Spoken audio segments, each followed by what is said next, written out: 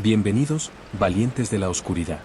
Antes de adentrarnos en historias que estremecen el alma, quiero contarte algo especial. Ya está disponible nuestro primer libro Sombras que no duermen, con relatos inéditos que podrás llevar siempre contigo. Encuentra el enlace en la descripción. Y recuerda, únete a nuestra comunidad, suscríbete al canal y activa la campanita para no perderte ninguna narración aterradora. Prepárate, la penumbra aguarda. Había una hora de la noche en la que la gasolinera parecía apartarse unos centímetros de la carretera, como si el cemento entero diera un paso hacia atrás para no ser vista. El cartel luminoso seguía encendido, el precio del diésel colgado como un número recordado por un enfermo que necesita repetir su diagnóstico para creerlo, pero a la vez todo se retiraba levemente, un repliegue que apenas podía medirse, solo intuirse por el modo en que el viento dejaba de pasar y se quedaba en los bordes, acumulado como pelusa en un rodapié. Yo trabajaba ese turno, ese tramo en el que la madrugada aún no sabe si es pasado o futuro, y aprendí a percibir el movimiento de retirada de la estación, su discreto pudor mineral, como el de alguien que no quiere que lo miren mientras se descompone. El olor era una capa con vida, una costra de volátiles que se pegaba a la lengua y perfumaba las fosas nasales hasta convertirlas en objetos ajenos, vitrinas por donde circulaba una brisa de químicos. Gasolina dulce con un filo ácido, gasóleo más terroso, caucho caliente, metal recién arañado, migas de pan industrial, azúcar derramado junto a la máquina de café, una veta de amoníaco que siempre emergía de los baños como si algún fondo invisible se agitara. Había días en que ese conjunto se ordenaba con docilidad, obediente como un catálogo, y había noches en que los olores se peleaban por ocupar el mismo centímetro de aire y acababan formando una sombra compacta que parecía deslizarse, espesa, por el suelo. Había insectos que conocían los tubos fluorescentes como si fueran ramas de un árbol familiar. Golpeaban el plástico opaco del techo con insistencia, sus cuerpos minúsculos dejando puntos que solo se apreciaban cuando las luces parpadeaban. Con el tiempo, descubrí que ese parpadeo tenía un patrón, que antes de ciertos cambios sutiles, el tubo de la isla 3 perdía cadencia y luego se recuperaba con un chisporroteo apenas audible. En esas pausas cortísimas, la oscuridad llegaba tan cerca que podía distinguir el reflejo de mi propio cráneo en el cristal del congelador de helados, no mi rostro sino la forma lisa del hueso bajo la piel, una premonición fotográfica. La primera vez que sentí que la estación me hablaba no fue por un sonido sino por la textura de la vibración en el suelo. Estaba reponiendo botellas de agua de 2 litros, plástico azul apilado como ladrillos transparentes, y sentí bajo las suelas un pulso debajo, un latido no musical, un empuje que venía del depósito enterrado bajo la zona de surtidores. Con el oído atento no se escuchaba nada, pero las plantas de los pies registraban una frecuencia que subía por los tobillos, se alojaba en las pantorrillas como una aguja tibia y luego se perdía en el abdomen. Era como si algo bajo el hormigón respirara con esfuerzo y, en exhalar, empujara la tienda unos milímetros hacia arriba. Nunca lo comenté con nadie. Las conversaciones en lugares así tienden a convertir lo extraño en broma, y la broma en un talismán que espanta la posibilidad de comprender. Yo no quería espantar nada. Al contrario, me quedaba quieto cuando ocurría, cerraba los ojos y contaba el tiempo entre pulsos como si estuviera cronometrando una arritmia. En esas cuentas se me iba la hora, y cuando abría los ojos el lineal de bebidas parecía haber renunciado a su simetría. Una fila quedaba unos milímetros más atrás, el logotipo de una marca había girado para exhibir su etiqueta de ingredientes, una única botella quedaba adelantada, al borde, con la gota de condensación hinchada a punto de caer. Había un crujido distinto en el techo los días de viento del sur, un lamento fino que recorría la estructura del toldo como vibración de alambre. La capa de polvo en la cara inferior del toldo dibujaba, en diagonal, un mapa de corrientes. Si uno lo miraba lo suficiente, reconocía ríos, deltas, despoblados, y una especie de flecha torpe apuntando siempre hacia la cuneta donde se acumulaban bolsas plásticas y envases aplastados por ruedas. Muchas mañanas, justo antes del amanecer, encontraba un guante de látex en esa cuneta, hinchado como un pez muerto. A veces había 2, gemelos, con los dedos apuntando a direcciones diferentes, como si 2 manos invisibles hubieran discutido el camino. El surtidor número 4 tenía una mancha que no desaparecía. La froté con desengrasante hasta agotar el olor del limpiador y el vinagre y el amoníaco del supermercado más cercano. La restregué con un estropajo de lana de acero hasta que mis dedos se hicieron a la idea de su relieve, como si aprendieran el braille de una piel artificial. La mancha seguía ahí, no grande, no llamativa, pero con un borde que recordaba a un lóbulo. En noches determinadas, esa mancha olía diferente. No a combustible, no a caucho, no a sudor de manos ni a la transpiración ácida de las camisetas de poliéster. Olía a algo más frío, a agua reposada en un recipiente de metal, a fichas de casino, a una llave que cuelga de un clavo. Era un olor de objeto encerrado mucho tiempo. Yo había llegado a la gasolinera después de la clase de la tarde, buscando un trabajo que me dejara pensar de madrugada. Era un lugar perfecto para pensar porque el pensamiento no se enfrentaba a la interrupción humana, sino a la persistencia de lo no humano. La nevera grande del fondo respiraba con un ritmo que no variaba. La pantalla de la caja pasaba de un protector de burbujas a un gris monótono a intervalos matemáticos. El reloj digital del microondas se desajustaba en minutos enteros cuando había relámpagos, aunque no hubiera tormenta encima, y yo corregía la hora como si domara una criatura testaruda. En ese paisaje, mis ideas se parecían más a cosas que a frases. Eran latas, etiquetas, telas adhesivas para cerrar heridas, monedas recién fregadas en un vaso de agua con jabón. Una madrugada de julio, cuando el calor pegaba la ropa a la cintura y el asfalto empezaba a exudar una leve dulzura de alquitrán, hubo un tramo de 3 horas sin coches. No era raro que pasaran 20 minutos, media hora, pero 3 horas eran un paréntesis audible incluso para el trazado principal de la autopista. El viento cesó por completo. El zumbido de los insectos se ordenó en un acorde que parecía uno solo. Yo cuidaba la cafetera como si fuera una lámpara votiva, limpiaba el portafiltros, enjuagaba, golpeaba con precisión para desalojar pozos invisibles, purgaba vapor, oía el susurro de leche en el jarro, espumaba por el gusto de hacerlo, sin cliente, solo por ese minuto en el que el metal se humilla a la presión exacta. A las 4:17, lo sé porque miré el reloj del microondas tras el parpadeo, las luces exteriores se apagaron por un segundo y volvieron. No hubo corte en la caja ni en la nevera. Solo el perímetro quedó a oscuras y retornó. En ese instante negro, sentí que el toldo bajaba medio centímetro y subía. El golpe en el estómago fue leve, como cuando el ascensor es torpe en el despegar. La gasolinera suspiró. Era eso, como si hubiera retenido aire con los surtidores, con el depósito enterrado, con el cartel que lista precios. Sostuve el jarro en el aire por la costumbre de no derramar, y dejé que el acero siguiera caliente, una luna en mi mano. Cuando pasó de todo, yo ya había empezado a registrar pequeños desvíos. Las cámaras, a las que no presto más atención que la de cualquier empleado que sabe que su vida es un rectángulo verde en un monitor, empezaron a darme pistas de una segunda coreografía. En la pantalla 4, que muestra el ángulo muerto entre la isla 2 y la puerta trasera, había un tramo de noche en que el plano ganaba ruido, grano, como si hubiera humedad flotando en el aire. En ese grano, por momentos, aparecían líneas diagonales que se desplazaban lentamente, trazos de luz más pálida que iban de la izquierda a la derecha con paciencia. Cuando me acercaba a limpiar la cúpula de plástico de esa cámara, no encontraba insectos adheridos ni telarañas, solo un ligero polvo que, al tocarlo, se pegaba al dedo con un gusto salino. Había un camión que pasaba siempre en dirección al norte a las 5:45, con un rugido opaco que vibraba un segundo después de verse. Durante una semana, ese camión no apareció. Yo conocía su huella sonora con los ojos cerrados. Sabía el punto exacto en que, al pasar junto a la mediana, dejaba una estela de aire más frío que cruzaba la estación, bajaba por el pasillo de snacks y levantaba sutilmente la tapa de un expositor de bollería. Esa fechoría de viento me obligaba a recolocar la tapa con un gesto automático, era mi manera de saludar al camión. Cuando faltó, la estación llenó su ausencia con otro retorno. Una puerta que nunca se abría, empezó a mostrar su bisagra. La bisagra se veía en el suelo, dibujada en polvo como si alguien y no alguien la hubiera abierto lentamente durante noches. El depósito, el corazón enterrado, marcaba un compás que podía confundirse con el tema de la madrugada si uno no estaba atento. Pero yo estaba atento. Lo estaba para no pensar en otras cosas, lo estaba porque la atención a lo que no es humano calma el ruido de lo que sí lo es. En esa vigilancia, aprendí que la estación tenía hambre. No de dinero, no de combustible. Hambre de continuidad. Hambre de no ser abandonada. La sentía cuando cerraba los ojos y me apoyaba en el mostrador de la caja, con la cabeza girada para descansar el cuello. La vitrina de chicles se convertía en un acuario de cosas vivas.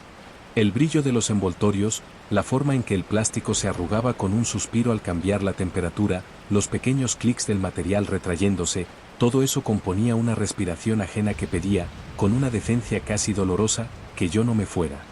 Cerca del baño de empleados había una puerta falsa. Falsa porque no llevaba a ninguna parte, empotrada en un tabique que terminaba en almacén, instalada quizá por una remodelación antigua que dejó objetos de obra en la pared como insectos atrapados en ámbar.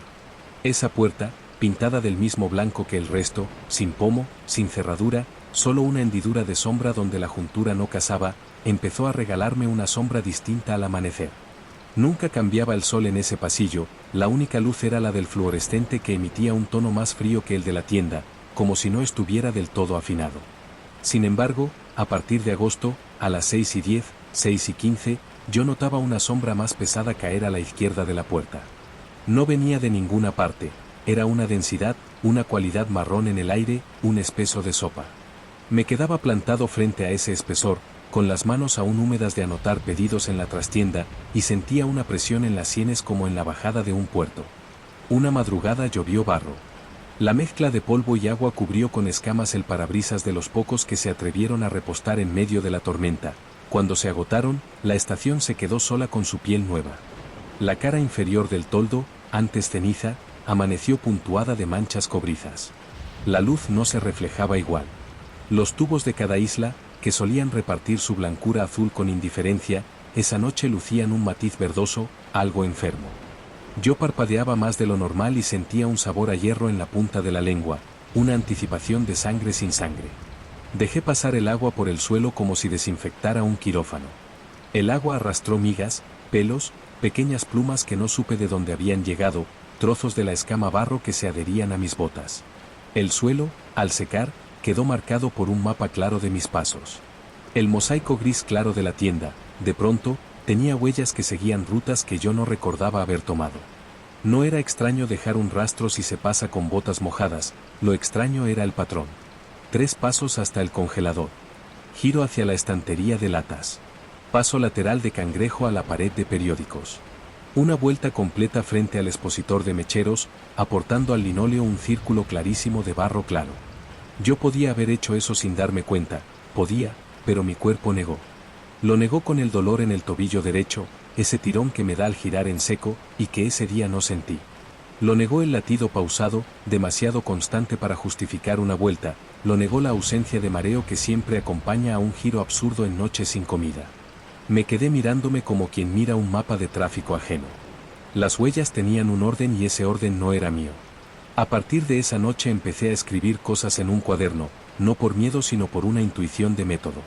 Describía, sin adjetivos si podía, solo lo que podía tocar y oler y ver. Describí cómo la luz del pasillo del almacén tardaba un segundo más en encender cuando ya tenía las manos ocupadas y no podía apretar el interruptor con el codo. Describí cómo el aire en el baño se hacía más pesado si abría el grifo con demasiada fuerza, como si el vapor tuviera un peso mayor que el agua. Describí cómo el cristal de la puerta automática temblaba con un patrón de líneas cuando la autopista estaba, según la radio, despejada. Mi cuaderno era un inventario de respiraciones, de dilataciones, de mínimas contracciones. Y al escribir, me quedaba dormido a veces en la silla baja del almacén, con la lámpara de clip apuntando a la hoja hasta calentar el papel. Soñaba con tubos. No con serpientes ni arterias ni mangueras, con tubos fluorescentes. Soñaba con su interior blanco, no hueco sino lleno de un gas que no sabía nombrar, esperando la orden de encenderse. En el sueño, la gasolinera era una serie de tubos dispuestos en paralelo a lo largo del suelo, el techo y el perímetro, y yo caminaba sobre ellos con pies descalzos, cuidando de no quebrarlos, y a la vez deseando oír el crack limpio de un vidrio antiguo. El deseo y el cuidado formaban una cuerda tensada que vibraba en mis gemelos. Al despertar, tenía la sensación de haber aprendido un lenguaje en la madrugada, uno que no podría traducir por la mañana. Hubo una clienta a la que no vi llegar. Lo supe porque el papel térmico de la caja registradora, al avanzar, dejó una trama diferente, una especie de verruga en la esquina donde habitualmente aparece el logo del proveedor. No fue una transacción sin venta, no era una civilización perdida de tickets, solo una variación en la piel del papel. 2 horas después, encontré un cabello largo y oscuro en el teclado de la caja, atrapado entre la tecla de anulación y la de total. Pasé el dedo y lo sentí tibio, cargado de electricidad mínima, como si hubiera pasado por un peine metálico. Miré las cámaras hacia atrás y no vi a nadie. No vi nada. Pero en la pantalla 4, donde el grano se gonza en el punto ciego, El ruido se había vuelto tan denso que parecía una tela colgada.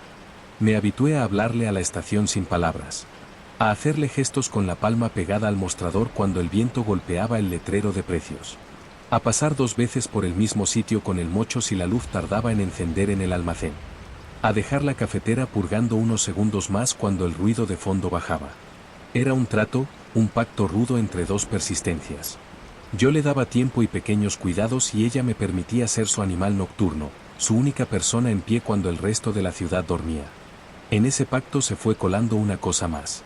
Una capacidad de recordar que excedía mis recuerdos. Empecé a saber, por el olor, cuántos cochecitos blancos habían parado en la Isla 1 esa semana, sin contarlos. Empecé a conocer, por la temperatura de la nevera, si alguien había dejado abierta la puerta el día anterior. Empecé a presentir, por la vibración del suelo, si al amanecer habría un coche de policía o uno de reparto. Una madrugada de noviembre, el frío se instaló de golpe en los huesos del edificio. La puerta automática se abrió con una resistencia que nunca había tenido. El cristal exhaló un vaporcito fino al interior, como si cruzara un umbral de invierno personal. Yo respiraba por la boca para que el aire no me cortara las fosas nasales y saboreaba el polvillo de cardamomo rancio que flotaba siempre cerca de los ganchos de panadería. A las 3:23 lo sentí, una secuencia de 3 pulsos en el suelo, separados por intervalos crecientes. No era el latido bajo habitual, era otra cosa, una firma, un código. Me levanté de la silla y caminé hacia el pasillo de aceites de motor. La penumbra del almacén daba un paso al frente. En la cámara 4, el ruido había disminuido, pero una línea vertical blanca dividía el plano en 2, una grieta de luz. El depósito respiró profundo. Los surtidores dieron una mínima tos, imperceptible para cualquiera que no los oyera todos los días. El toldo crujió como un palo viejo que sigue cumpliendo su función. Y la puerta falsa del baño de empleados, la que no llevaba a ninguna parte, dejó oír un roce. No un golpe, no un arrastre, un roce. Me quedé parado con la impresión inequívoca de que la estación había recordado algo. No yo, no mis cosas, no mis horarios. Ella había recordado. El aire cambió de densidad como cuando el ascensor se detiene entre pisos. Pegué la palma al tabique, y bajo la pintura, el yeso estaba tibio. Al día siguiente, o unas horas más tarde, era difícil distinguir, aparecieron bajo el mostrador, junto a mis botas, briznas de hierba seca. No entraban por ninguna rendija porque el sello de la puerta estaba bien, y la cortina de aire funcionaba. Las briznas estaban cortadas en ángulos, no eran hojas de camino sino trozos de heno o de algún borde de campo. Tenían un olor a sol viejo.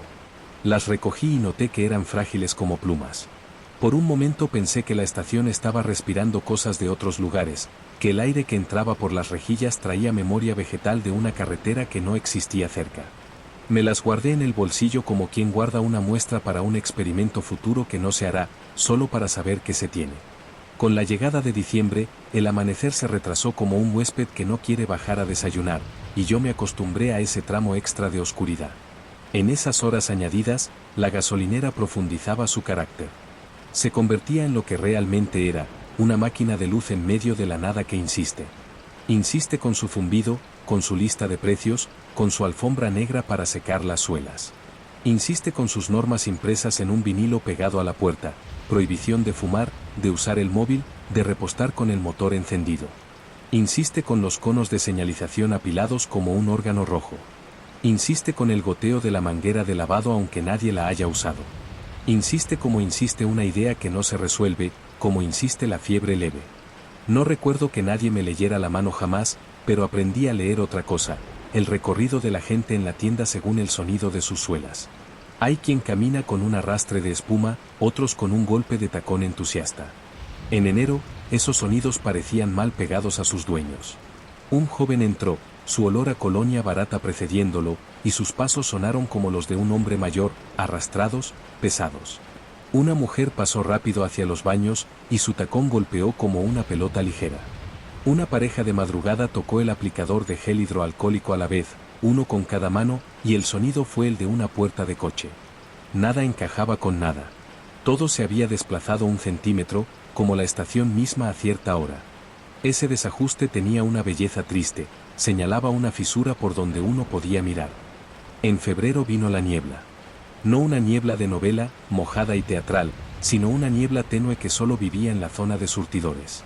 Podías ver claramente la autopista, los carriles, el brillo de los ojos de los gatos de la calzada, pero al acercarte a la isla 3, la vista encontraba una leche ligera, apenas una suspensión, que volvía borrosa la boquilla de la manguera a medio metro de tus dedos.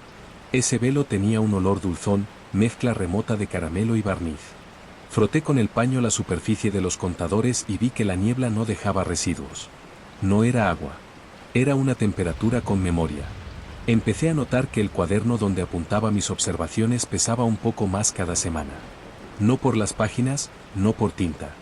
Pesaba como pesa una piedra que alguien ha tenido mucho tiempo en la mano, como si el contacto le hubiera ido depositando aceite invisible. A veces, cuando lo abría, las páginas se negaban a pasar, no por humedad sino por una especie de carga. Lo sostenía con las dos manos y sentía otra historia bajo la mía, escrita con grafito sin palabras, un relieve mínimo. Comprobé que, si apoyaba el cuaderno en el mostrador frente a la cámara 4, durante unos minutos el ruido del plano disminuía. No desaparecía, solo se apaciguaba, como cuando a uno le tapan los oídos con las manos para tranquilizarlo. La estación recibió un nuevo envío de combustible y el olor cambió. No fue el olor de siempre, a boca caliente de petróleo. Fue uno más textil, con un borde casi vegetal, como si en el depósito hubieran vertido un recuerdo de hojas. Yo estuve presente cuando el camión cisterna conectó sus mangueras, vi la válvula girar, sentí el temblor de la tierra cuando el líquido se trasladó, y por un segundo creí escuchar, de verdad, un sonido de agua en cueva. Un rumor que no pertenecía fuera sino dentro. El conductor cerró, firmó, me dejó una copia del albarán y se marchó sin despedirse, y yo me quedé con la emoción infantil de quien cree haber visto por fin la espalda de un animal imposible. Ese mismo día, por la tarde, antes de mi turno, alguien dejó sobre el mostrador, junto al bote de propinas, una piedra. Era redondeada, no pulida, gris con vetas finas, de tamaño de huevo. No había nadie en la tienda. No había coche en las islas. No había rastros. Cogí la piedra y me helé la palma. No como el frío del invierno. Un frío de agua profunda. Un frío que empuja hacia abajo.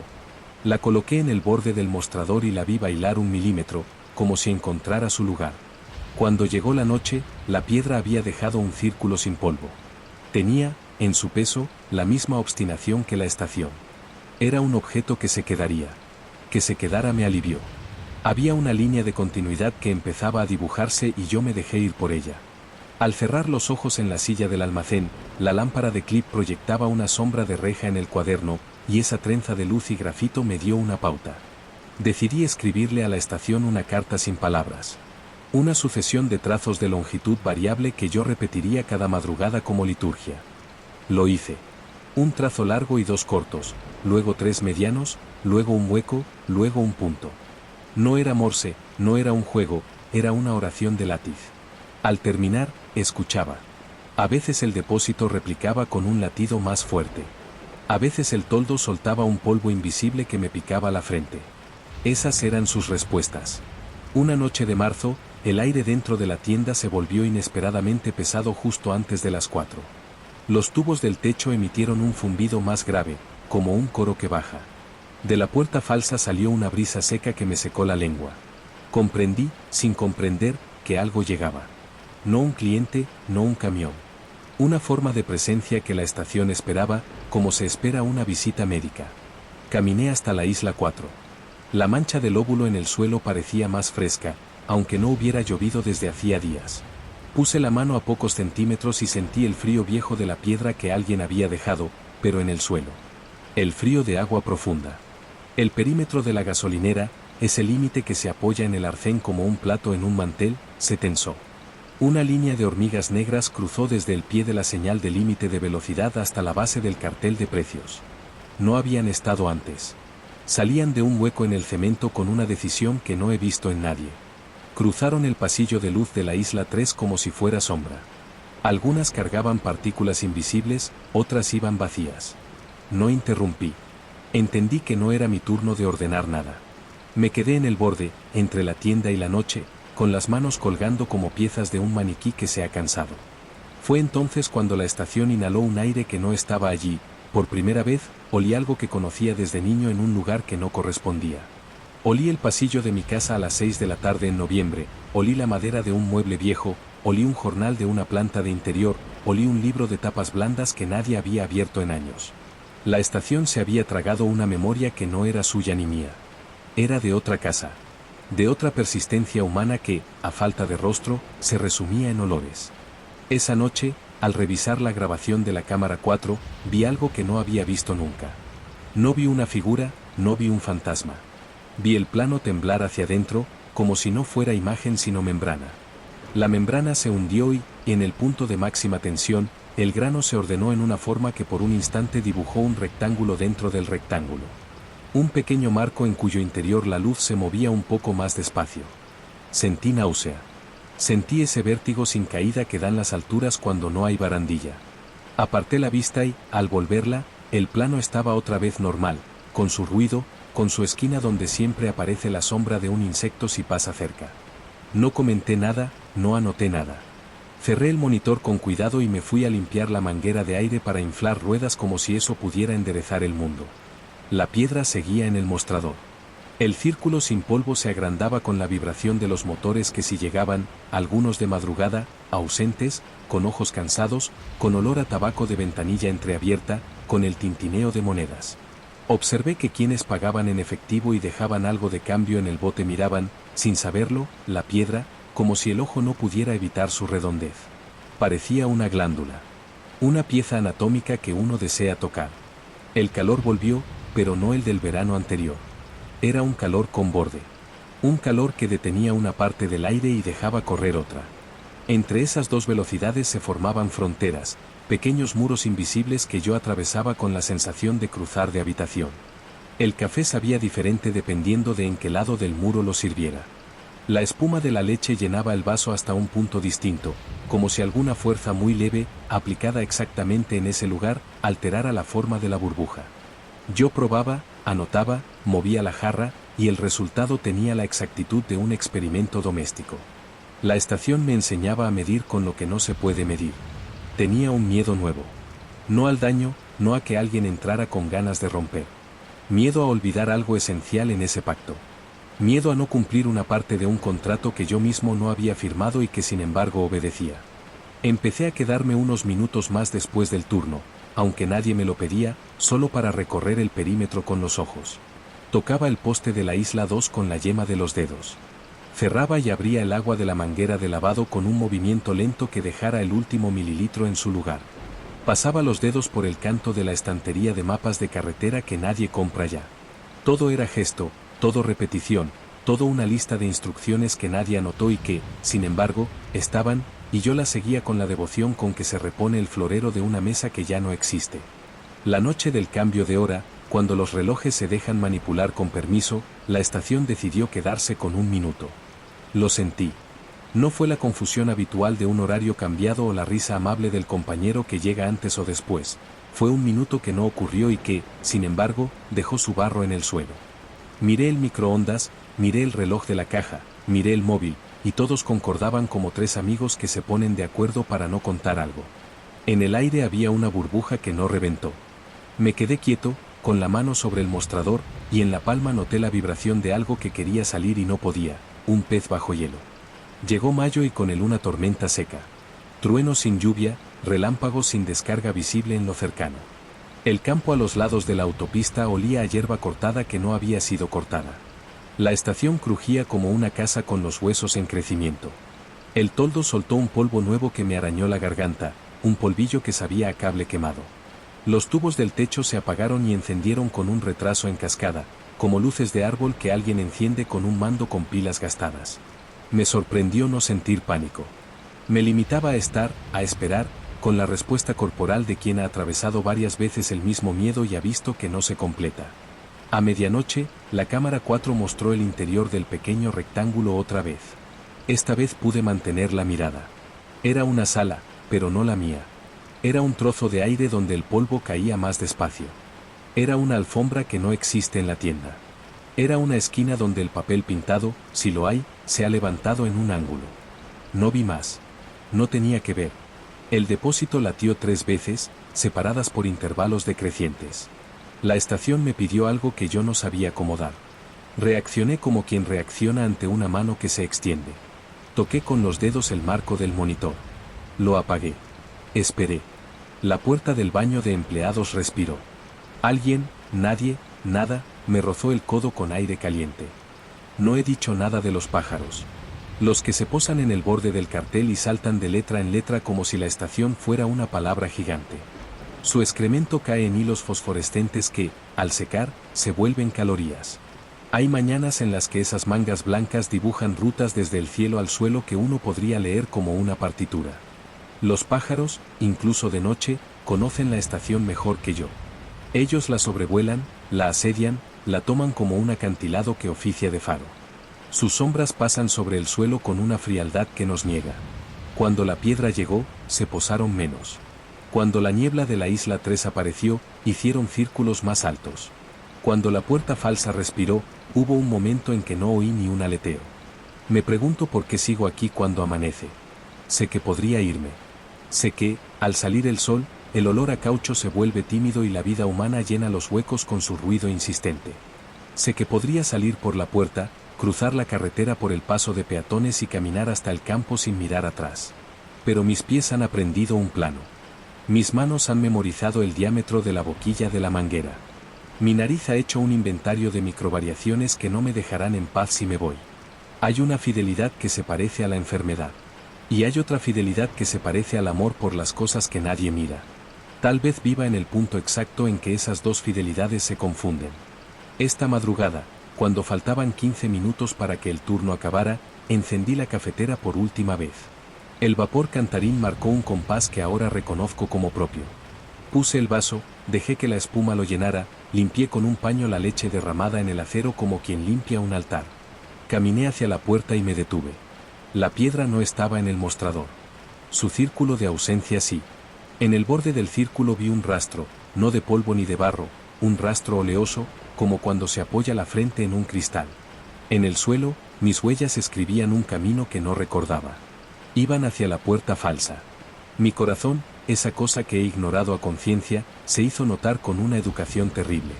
No dolor. Presencia. La puerta falsa tenía la hendidura de sombra más marcada. El blanco de la pared tenía un tono crema, sucio, como si hubiera sido tocado por muchas manos que no habían tocado. Pegué la palma y el yeso se me adhirió con una temperatura estable, ni frío ni calor, la temperatura de una cosa que ha aceptado su condición a lo largo de años. Al retirar la mano, en mi piel quedó una película fina de polvo. No me la limpié. Volví a la tienda, tomé el cuaderno, lo abrí por una página en blanco y, sin pensar una palabra, hice los trazos de siempre, largos, cortos, medianos, hueco, punto. Lo repetí 3 veces. Cerré el cuaderno. Lo coloqué justo debajo de la cámara 4. El ruido del plano bajó. La estación exhaló. No oí un clic. No sentí un soplo. Ocurrió como ocurren las cosas verdaderas, sin ceremonia. El marco pequeño dentro del monitor mostró mi mostrador, pero no el de ahora. Era el de otra luz. El bote de propinas era de cristal y no de metal. El cartel de precios tenía otra tipografía. El color de la estantería era más oscuro. En el borde del mostrador, donde antes estuvo la piedra, había una marca redonda que parecía un quemazo de cigarrillo de los de antes. Una palma se apoyó en el borde, una palma sin anillo, con una cicatriz fina en el dorso. Reconocí la cicatriz como se reconoce la posición de una luna en la infancia. Era mi mano, no de ahora, de otra época, de un futuro o de un pasado que no he vivido aún en calendario. La retiré en el monitor. La retiré en la vida. Todo coincidió. La gasolinera, con su toldo hinchado de polvo, con sus tubos que bajan de tono cuando el aire cambia, con su mancha en la isla 4, con su depósito enterrado como una ballena de hierro, decidió entonces decirme lo único que yo podía entender. No lo dijo en palabras ni en imágenes. Lo dijo en temperatura. El aire alrededor de mí se ajustó a la de mi piel. Dejé de sentir el borde entre mi brazo y el pasillo de aceites. Dejé de notar la diferencia entre el calor de mi cuello y el de la máquina de café. No me derretí, no me evaporé, no fui otro. Simplemente no había más borde. Dentro de ese ajuste, una última cosa se movió. El cartel de precios parpadeó una vez, no los números, el fondo, como si una ola hubiera pasado bajo el papel luminoso. El depósito hizo sonar una burbuja, una sola, subida por un tubo. El toldo alzó 1 milímetro, el mismo que baja a veces. Las hormigas dibujaron una línea más recta. Y el suelo, generoso, me devolvió 2 pasos míos que no había dado. Los vi aparecer, 2 huellas húmedas que avanzaban hacia el pasillo de bebidas. No eran de barro, no eran de agua. Eran de la mezcla exacta de mis suelas con el polvo de la estación, una unión íntima que solo ocurre cuando 2 persistencias deciden que no van a separarse. Me quedé así, con el vaso de café en la mano, sin beber, con la espalda vertical, con la mirada en el ángulo de la cámara que no me muestra. La puerta automática se abrió sola, dejó entrar un trozo de carretera en forma de rumor, y se cerró. No vino nadie. El minuto que la estación se había quedado en el cambio de hora volvió sin reloj. No pude contarlo. Fue un minuto con otro espesor. Fue una bolsa de aire bajo agua. En ese minuto, la estación y yo fuimos la misma cosa. Ahora escribo esto en el cuaderno y noto que pesa aún más. La lámpara de clip calienta la página con paciencia. El depósito late a un ritmo que no me asusta. Los tubos del techo han encontrado una frecuencia que llamo, por comodidad, la frecuencia de los viernes. La piedra ha regresado al círculo por su cuenta y eso me tranquiliza como tranquiliza a un niño ver su juguete en el lugar correcto. Afuera, un coche se detiene, apaga el motor, los pestillos saltan con un susurro tímido. No entra nadie. El aire huele a caucho frío y a pan dulce. El corazón en el suelo empuja una vez, otra. Yo no me voy. No porque no pueda, sino porque la estación me ha hecho el regalo exacto, me ha permitido ser su adentro. El amanecer llegará. El cielo cambiará de azul a un beige desteñido. Los pájaros ensuciarán el borde del cartel con sus calorías. La máquina de café me pedirá limpieza con un pitido breve. El compañero del relevo entrará oliendo a colonia fresca y a detergente de ducha. Yo saldré por la puerta, tocaré el poste de la isla 2, ajustaré el cono rojo, pasaré el dedo por la estantería de mapas que nadie compra, y cruzaré la carretera por el paso de peatones. En el campo, la hierba tendrá el mismo olor que las briznas que encontré un día. Me detendré y el aire, sin yo pedirlo, adoptará la temperatura exacta de mi piel. Al volver la vista, la gasolinera habrá dado su paso atrás, ese repliegue mínimo que la aparta de la carretera, y desde fuera será solo un conjunto de luces, un toldo, una tienda con productos alineados, un cartel con números que suben y bajan. Pero en la cara inferior del toldo, el polvo dibujará un mapa que no he visto aún, y la cámara 4 mostrará, de cuando en cuando, un marco dentro del marco donde el polvo cae más despacio. Yo sabré que ese marco no está vacío.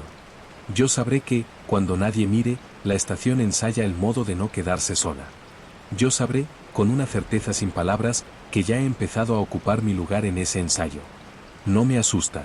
El miedo pertenece a los movimientos bruscos, a los cambios de luz súbitos, a las manos que golpean el mostrador. Aquí no hay golpes. Aquí todo es lento, denso, exacto. Aquí los bordes se emborronan como las letras de un cartel bajo la lluvia. Aquí uno aprende el idioma de las cosas que insisten.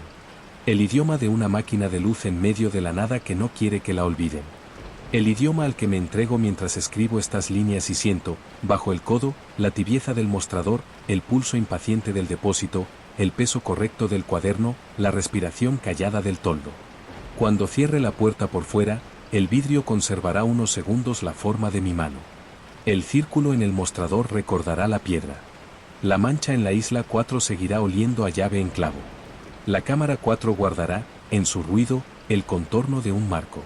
Y el suelo, generoso, permitirá que mis huellas, aunque no pase, aparezcan 2 pasos más adentro, como si hubiera una parte de mí que ya no necesitara pies para permanecer. Ese será el final que otros leerán como un final. Para mí es un modo de permanencia. Un quedarse encendido sin prisa. Un erial de hormigón con apetito de continuidad que se ha encontrado, por fin, con alguien que se sienta a escuchar. Me quedo ahí, incluso cuando me voy. Y la estación, satisfecha en su hambre de ser, respira despacio bajo el amanecer que se estira. Y yo respiro con ella, sin borde, sin miedo, con una fidelidad que no exige testigos. Porque en algún lugar, detrás del monitor, justo dentro del marco más lento, una mano con la cicatriz fina en el dorso apoya la palma sobre el mostrador y no tiene prisa en retirarla.